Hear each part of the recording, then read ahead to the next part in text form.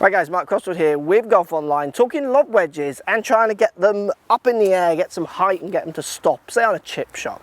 So I've got my Callaway PM Grind wedge in my hand. It's 60 degrees. If I choose to play this kind of center of my stance, handle in line with the head and hit the ball from there, it lobs up at a decent distance. So it's got 60 degrees aloft and I'm getting some height.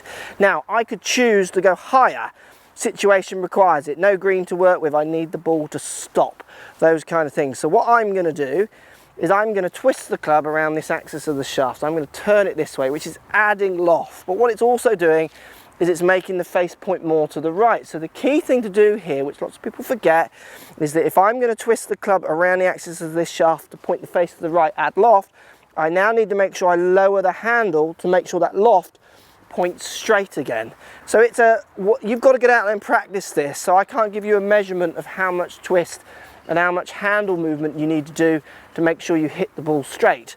But it's a trial and error, something you need to get out there and practice to get the feel of. So I'm going to twist the handle, so the club around the axis of the shaft, and then what I'm going to do is just lower that handle down.